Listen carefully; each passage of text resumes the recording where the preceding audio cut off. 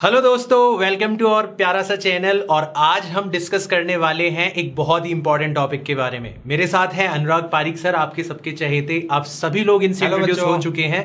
तो सर के साथ मैं आज एक बहुत ही इंपॉर्टेंट टॉपिक के ऊपर कुछ क्वेश्चंस पूछने वाला हूं, साथ ही साथ में कुछ मिथ्स हैं उनको हम डीबंक करने वाले हैं इस वीडियो के अंदर। तो आखिरी तक जुड़े रहना हमारे साथ इस वीडियो में।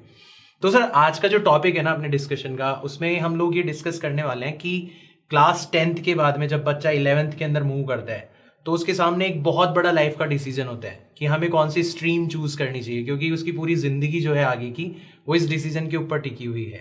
तो मैं आपकी एक्सपर्टीज के द्वारा ये जानना चाहूंगा, बच्चों तक ये मैसेज पहुंचाना चाहूंगा कि उनको सब्जेक्ट या स्ट्रीम चूज करते वक्त किन किन बातों का ख्याल रखना चाहिए।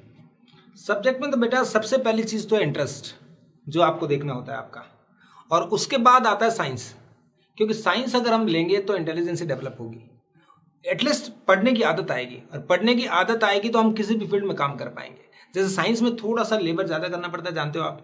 तो 8 आवर्स आपने पढ़ना स्टार्ट किया, कम पढ़ेंगे, कुछ 6 आवर्स पढ़ेंगे, तो भी वो फिर और स्ट्रीम के लिए क्या होगा, उनसे काफ़ी ज़्यादा होगा। तो उससे जितना ज़्यादा अपन स्टडी करेंगे उतना ही ज़्यादा इंटेलिजेंस डेवलप होगी। और साइंस मेरे हिसाब से बेस्ट सब्जेक्ट है। और साइंस में भी मैं कहूँगा कि अगर मैथ्स लेते हैं, इंजीनियरिंग, जो कि आजकल थोड़ा मार्केट डाउन है वैसे, क्योंकि इंजीनियरिंग फील्ड्स में आप देख रहे हैं कि बहुत अच्छे इंजीनियरिंग कॉलेज ही वर्क कर पा रहे हैं, जो आईआईटी या एनआईटीज़ हैं बेसिकली। बाकी जितने भी कॉलेजेस हैं उनमें से मोस्ट ऑफ बंद होते जा रहे हैं या फिर क्वालिटी ख़राब करते जा रहे हैं। और दूसरा जो आज का जो टॉप जो फील्ड है वो है नीट, जिससे डॉक्टर हम बनेंगे। डॉक्टर एक नोबल प्रोफेशन है, और नोबल प्रोफेशन के साथ साथ एक समाज में आप जानते हो कि गॉड का दर्जा है डॉक्टर को। तो मैं ये चाहता हूँ कि बच्चे ज़्यादा से ज़्यादा डॉक्टर बने, जिससे इंडिया की रिक्वायरमेंट पूरी हो। लेकिन सर मतलब नॉर्मली हमारी जो सोसाइटी है, जो एजुकेशन सिस्टम चल पड़ा है, इसके अंदर बच्चे स्ट्रीम आपने जो बात कही है उसके बेसिस पे चूज नहीं करते, वो चूज करते हैं परसेंटेज की बेसिस पे। मतलब बच्चों का नॉर्मल क्राइटेरिया रहता है कि अगर हमारे 85% से ज्यादा मार्क्स आए 10th के अंदर तो हमें साइंस चूज करनी चाहिए। फिर उसके बाद में वो बायो मैथ्स कुछ भी चूज कर लेते हैं, और अगर उससे कम है तो कॉमर्स, और बहुत ही कम है तो वो ह्यूमैनिटीज चूज करते हैं। तो मतलब ये तरीका सही है क्या? मतलब नहीं, बिल्कुल भी नहीं है। क्योंकि 10th तक तो बहुत सारे बच्चे, आप ऑनेस्टली बच्चों सोच के देखो कि आप कितने सीरियस थे 10th में। बहुत सारे बच्चों को तो पता ही नहीं था क्या पढ़ना होता है, क्योंकि ना तो कोई सिलेबस था, छोटा सा सिलेबस था, आप बिल्कुल भी सीरियस नहीं थे। पढ़ना आपको किसी ने सिखाया ही नहीं अब तक। अब जब आप 11th में आएंगे तो ही आप पढ़ने की स्टार्ट करेंगे। जैसे कि अपन नर्सरी में गए थे ना, वही 11th क्लास है, हम वहाँ से स्टार्ट करेंगे। तो अगर आपने कम परसेंटेज है तो ऐसा नहीं कि आप ले नहीं सकते हैं, क्योंकि आपकी एनर्जी सारी स्टोर है बेटा। आपने तो यूज ही नहीं किए, तो उनके लिए तो ज़्यादा अच्छा रहेगा। और अच्छी परसेंटेज है वो तो कैरी करेंगे। ठीक, मतलब सर का साफ साफ ये कहना है कि अगर आपके 10th के अंदर 70% मार्क्स है, 60% मार्क्स है, तो कहीं ना कहीं उसका कारण ये है कि आपने पढ़ाई नहीं करी ढंग से। उसका कारण ये नहीं है कि आप साइंस लेने लायक नहीं है। सब में पोटेंशियल होता है, आपको खुद को पता है ये बात है। ठीक है, चलो। तो सर अब बात यहाँ पर आती है कि जब बच्चे, ठीक है आपने बताया कि कैरियर ऑप्शंस बहुत अच्छे हैं, ये सब कुछ, इन सबको देखते हुए बच्चे साइंस चूज कर लेते हैं। लेकिन जिस कैरियर के बारे में आप बात कर रहे हो, उस कैरियर, उस मोमेंट तक पहुंचने के लिए उन्हें बहुत सारी मेहनत करनी पड़ती है।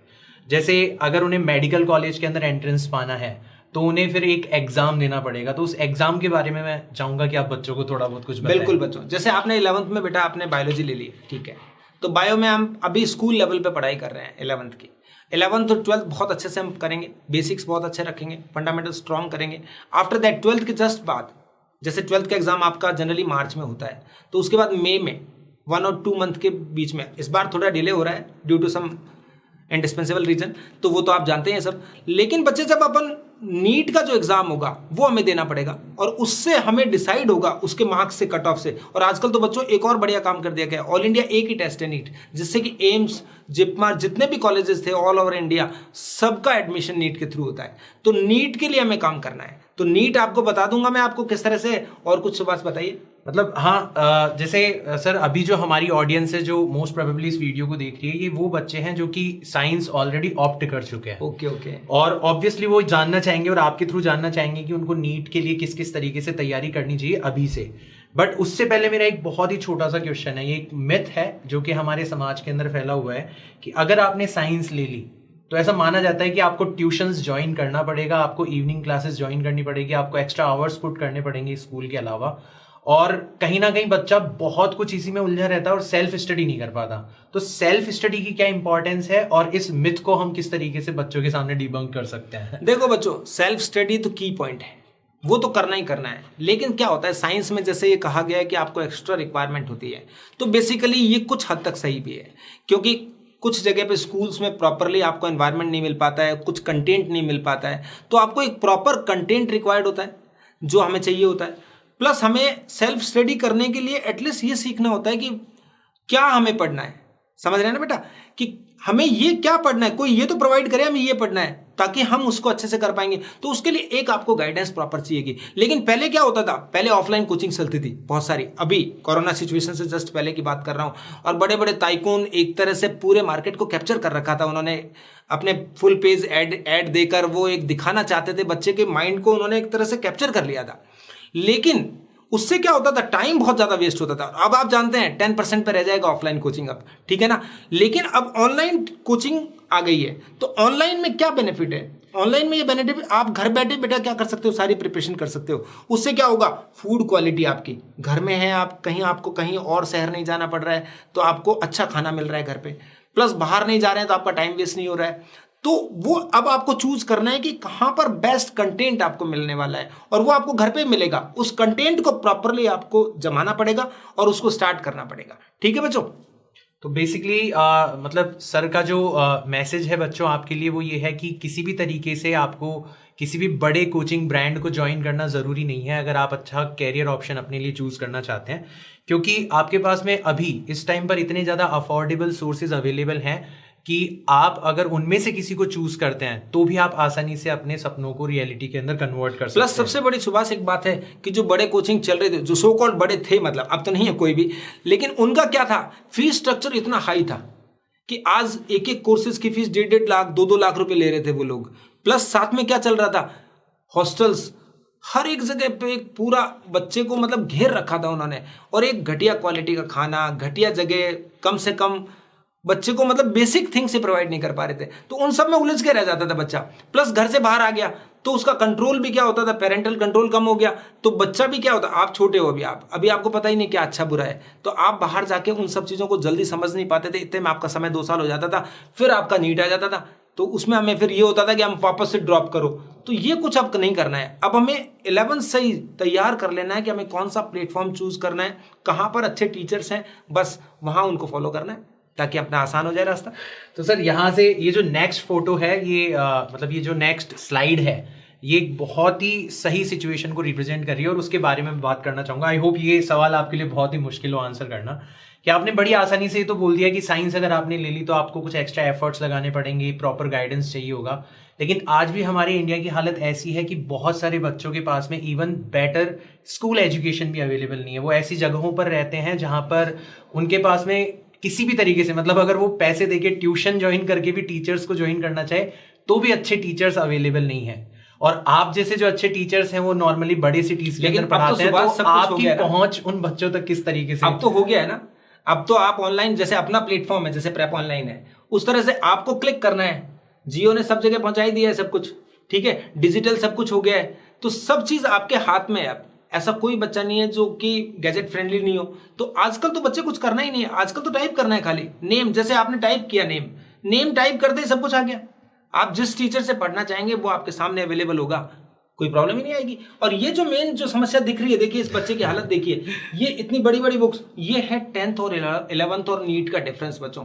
अब तक जो आपने पढ़ी थी छोटी छोटी बुक्स थी, और उसमें भी सेमेस्टर सिस्टम हुआ करते थे, तो जिसमें आपने एक बार टेस्ट दे दिया, फिर आपके उसके मार्क्स नहीं जुड़ेंगे, आगे दूसरा आएगा, तो आपने पढ़ने की आदत डेवलप ही नहीं की।